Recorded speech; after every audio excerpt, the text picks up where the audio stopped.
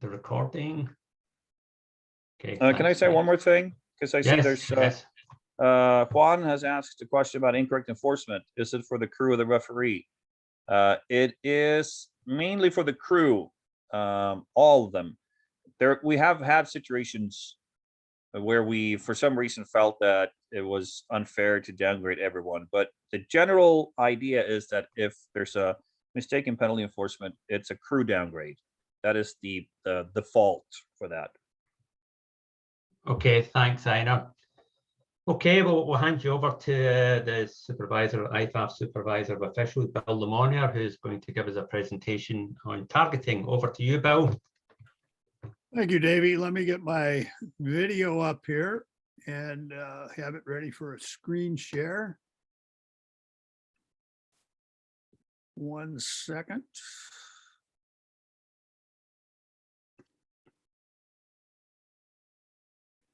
Probably got to do the screen share first.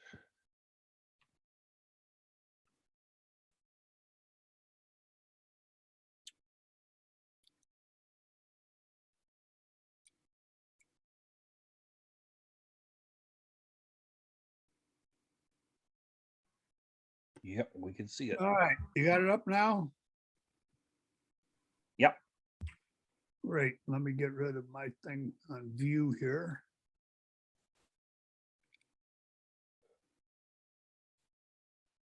All right, what we're going to do is we're going to talk about targeting, and I think it's appropriate we do it in this session, especially with Jim's earlier presentation on targeting and the change we've made regarding when in question. And I agree with Jim that the that going to that philosophy is very similar to what replay has gone through the last couple of years. Eliminating stands as a possibility for a targeting call.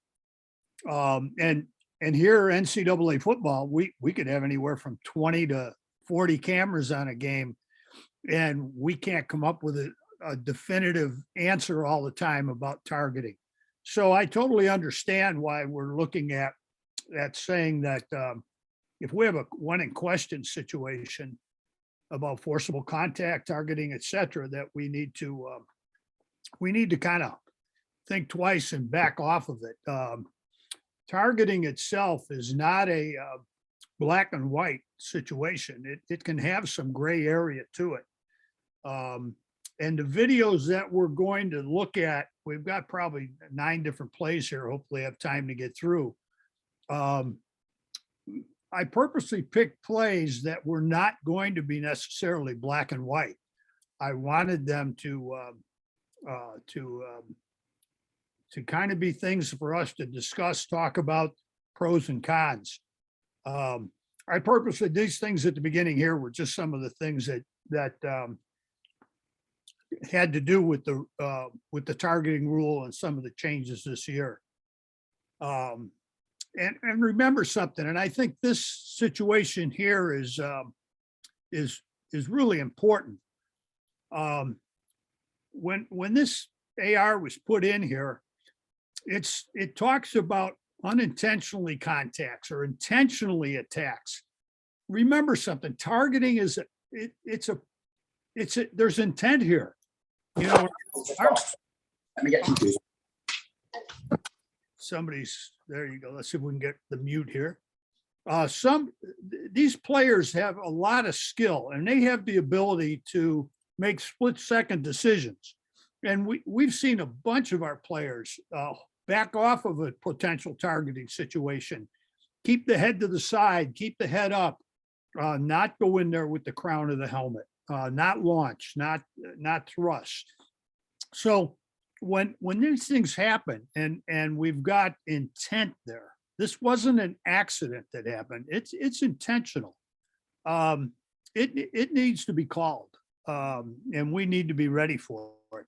So remember, it's choosing to attack. Okay, it's not an accident. You know, players run into each other all the time and their helmets hit. That's not the purpose of this rule. The purpose of this rule, and I'll use what our former supervisor David Perry said when the rule came in. take Superman out of the game. Plain and simple. Take Superman out of the game. I'm not looking for any little nuts and bolts type contact. Take Superman who's flying through the air, take him out of the game. And feeling sorry for the guy getting disqualified from the game, forget that, you know.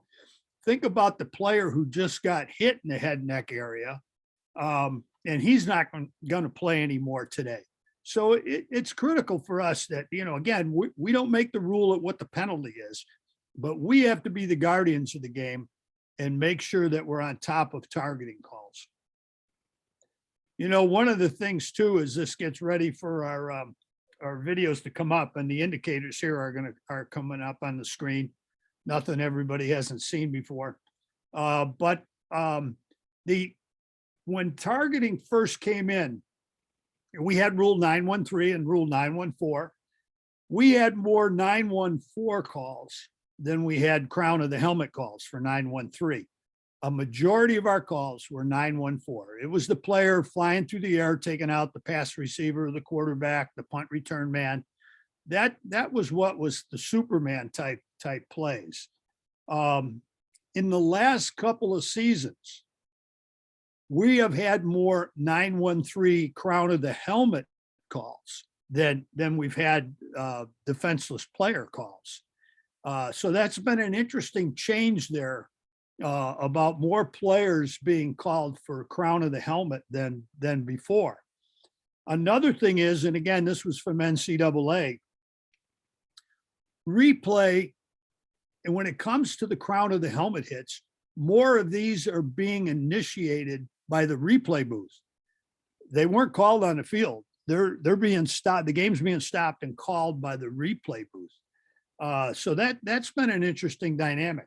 But one of the things that I'm going to say is, and I mean this as a compliment to IFAF officials, to high school officials, to any officials anywhere that don't have replay, you're responsible for the game, and you're taking that responsibility seriously. And you're the one who has to make the call and decide these things. You are the guardian of the game. I've kind of seen, and this doesn't sit well and I've even said it on ESPN when I do the analysis work.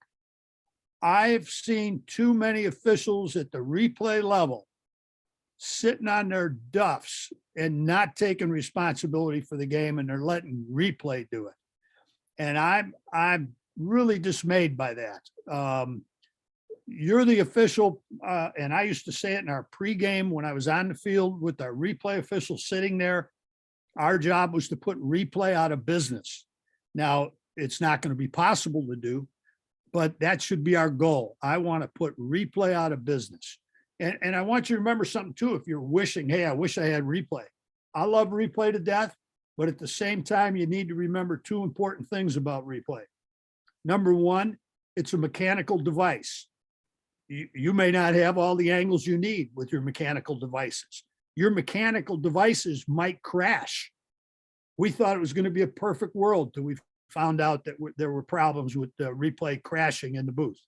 And secondly, it's a human being in the replay booth who's doing it too, just like you're a human being. So replay is not a perfect world. So continue to do what you've been doing, and kudos to you. You continue to take responsibility for the game. All right, let's get on to some plays here and look at these here. And you know, the old saying is you make the call here, but here our first play. There's actually a potential on this play for two targeting calls, okay, on the same hit. So we get a quarterback slide, two players come in, and you know, did you ever imagine that you could potentially have two targeting calls? Both guys have their head down. You have a defenseless player with the runner into a feet first slide, and you have two players who are coming in, dropping a crown of a helmet, and who takes out this player? One, both. It was confirmed that one player did. They did not kick out or disqualify both players. But it was interesting because it really appears from the various angles that both of these players could have been called for targeting on the same play. So just an interesting play from the standpoint that, you know, the second that you have a feet first slide runner going down, the light bulb has to go on that we have to be careful about contact that's going to come in on him after that slide starts.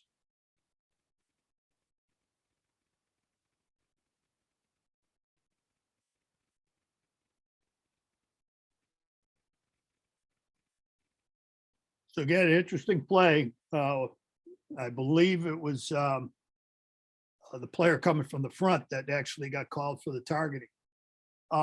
This one here has to do with a blindside block. Keep an eye on number. It's going to be at the B10, but it'll be by number 2. First of all, is it a blindside block? Can the defender see it coming? And does he have time to protect himself?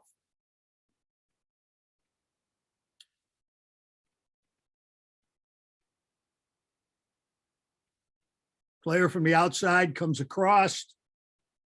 You see the mouthpiece ends up at the 2. But right there is he coming in from the blind side? Does this defender have a chance to see him coming? Now that still won't take him off the hook if he uses the crown of his helmet. But as we can see at this point here in the contact, it's suspect, but is it a shoulder? Is it to the head neck area?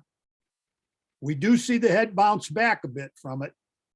So if there's forcible contact to the head neck area, then you'd have a targeting call here. Now, let's go back to what the new rule change is this year.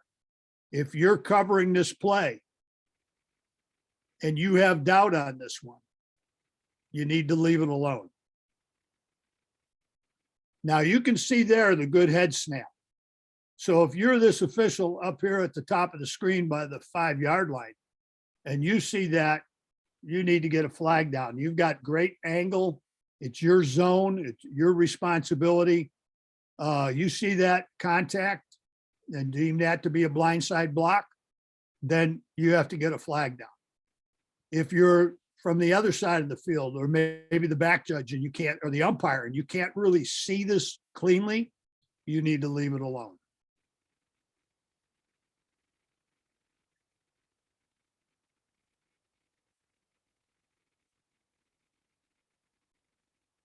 So it was called on the field and it was confirmed by replay. Now, the question you have to ask yourself again is what we started with. Was it a blindside block? Was he coming from outside his field of vision and he did not have time to defend himself once he did see him? And that's your judgment to make on the blind side.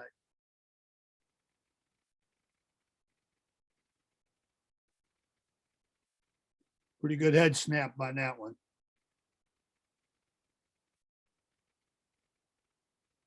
All right.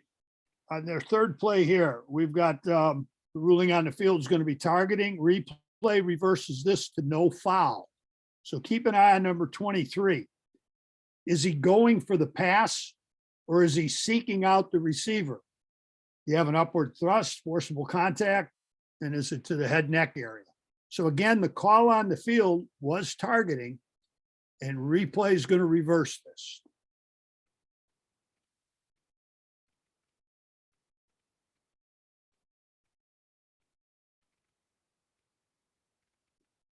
Back judge, actually 2 flags in on it. Back judge and a short wing.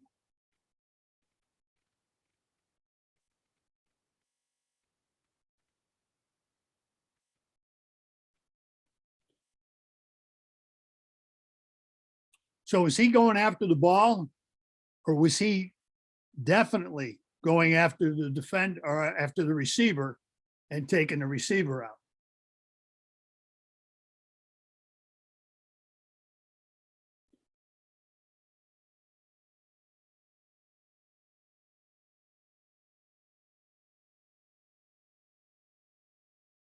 If I would have saw this defender here, was it number 23 here.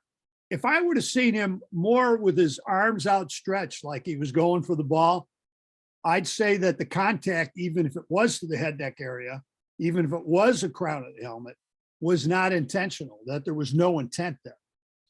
But I don't see enough here that I can totally understand why this is being called on the field. And I was mildly surprised at replay reversing this. Because right there, he's, the arms are telling me he wasn't going for the ball. He's got kind of a upward thrust into the receiver. He doesn't get low enough on this. So I was, again, surprised by this being reversed.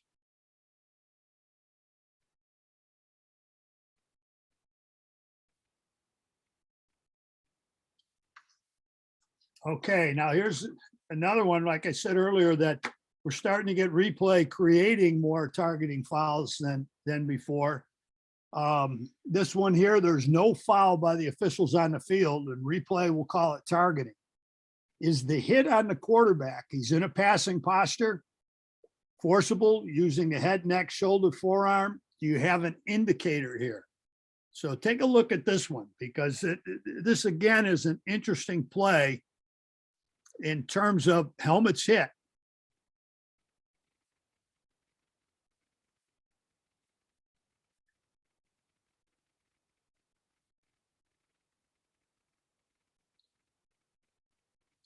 Defenders are going to go up in the air to try and block a pass if they think it's about to be thrown. He's coming in wrap up position. His head is up. Now, the quarterback is considered a defenseless player. So forcible contact to the head neck area, especially with an indicator, could be targeting. But I can also understand this as a referee position, that I don't have a flag on this. Again, gray area, suspect, but gray area.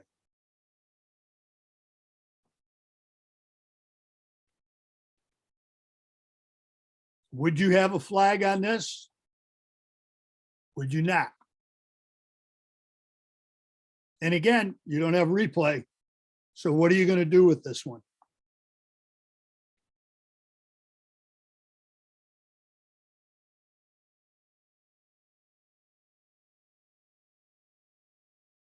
We could put flags on it, but we could play flag football. Play 5. Ruling on the field's targeting, replay reverses this to no foul. The runner's down, he's close to the ground. It's not a feet first slide.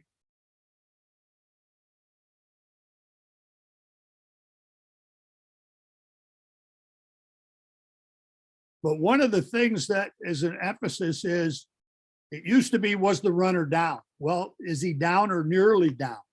And if he's nearly down, then he gets into defenseless player category.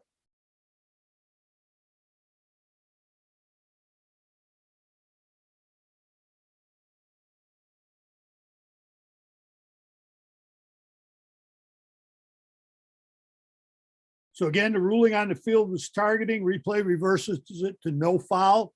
This one, I agree with replay. He skims by. He does not come in with forcible contact, and that skims by. That is not targeting.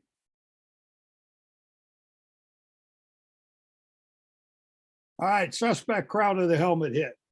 Defender drops his head, crown. Does he make forcible contact to the runner?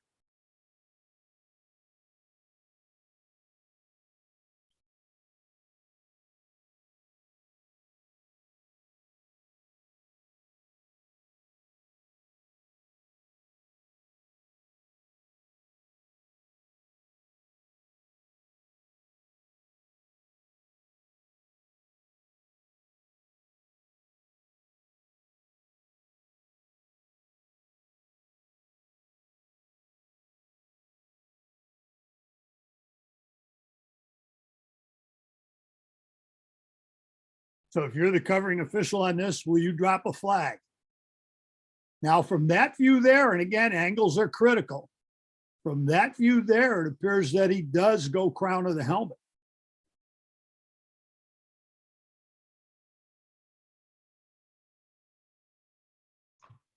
Not an easy game that we're officiating. It's the most complicated game in the world. But again, you have to make a decision there. Again, let's go back to the philosophy now. You've got doubt on this. And remember, having doubt on a play, it's not a fault. You know, this game is so fast, so complicated. The key thing is, I think it's a compliment to say you recognized you had doubt on a play. And I don't care if it's targeting or other call situations. It's not a weakness to say you had doubt on a play. Now, you don't want to do that 5 or 6 times in a game, but on a particular play, if you've got doubt, recognize it. And if you make your call and somebody else comes to you and says, hey, we need to talk because I had this angle, put it on the table that you had doubt on the call. And if this person is emphatic and can take you off the call, they're taking responsibility for it. So then listen to them. Don't be stubborn and let stubborn be your enemy. All right, ruling on the field on this one is targeting. Replay confirms it.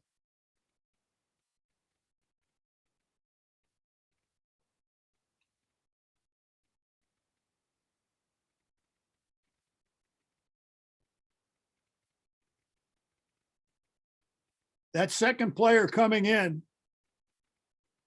he had no business. This runner's down or near the ground. And for him to come in, he takes and puts a shoulder right into the head. That man is defenseless. That's targeting.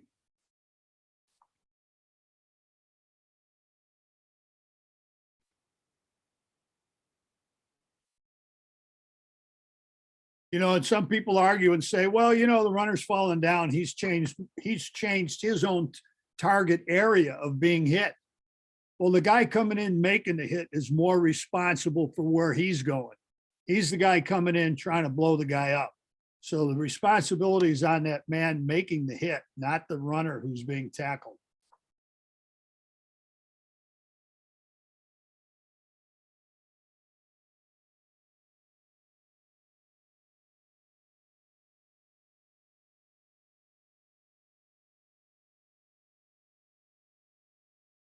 I'm going to just for a second, just for a comment, I want to go back to our very first play where we had the potential for 2 targetings.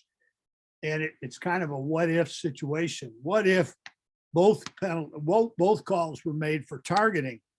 And that was on a runner who was into a feet first slide. So technically the ball was dead.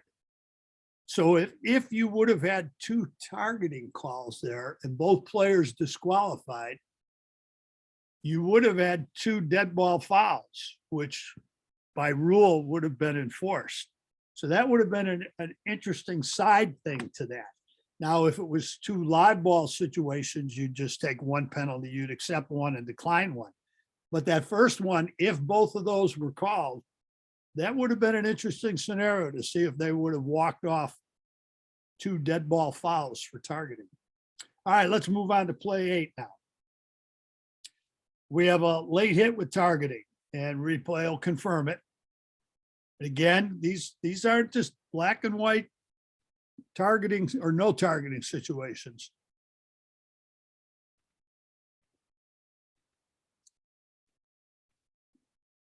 Now, I think what was interesting on this play is I don't necessarily agree with the late hit call here because I think this quarterback went down late himself.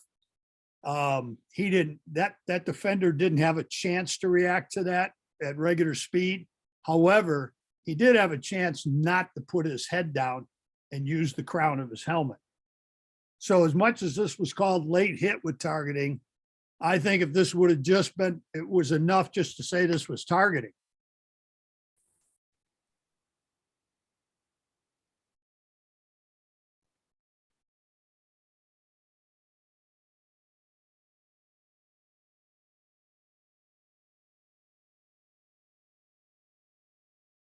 keep the head up, get the head to the side. That was the options that defender had.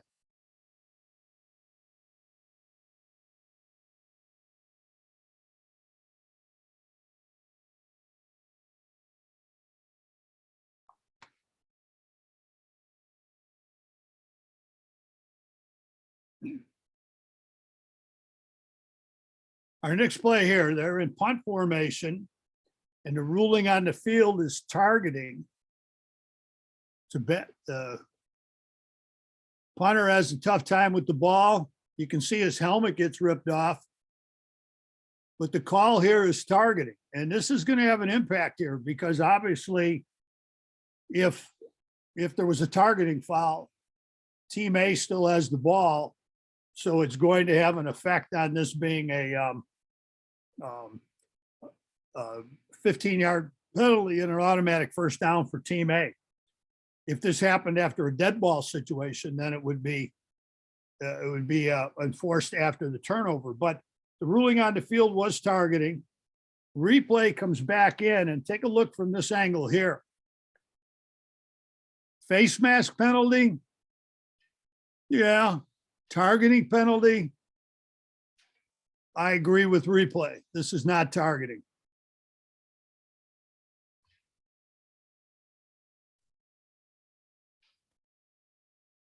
He gets the hand underneath, pulls the helmet off. I could go with the face mask penalty, but I agree with replay. This is not targeting.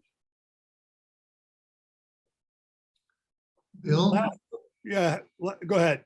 we're almost running out of time. Since it's close to 7 o'clock, at least our time. Very good. All right, and I'll call it on that one. The last one here was a reversal anyway. So, but we'll call it there. And if there's any questions from the audience, we'll try and get them answered.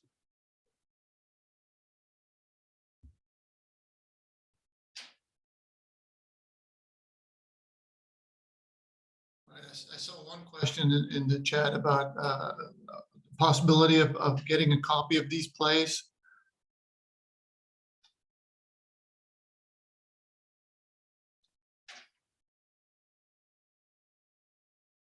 I guess that's primarily for you, Bill. You are on mute, Bill. You have to unmute.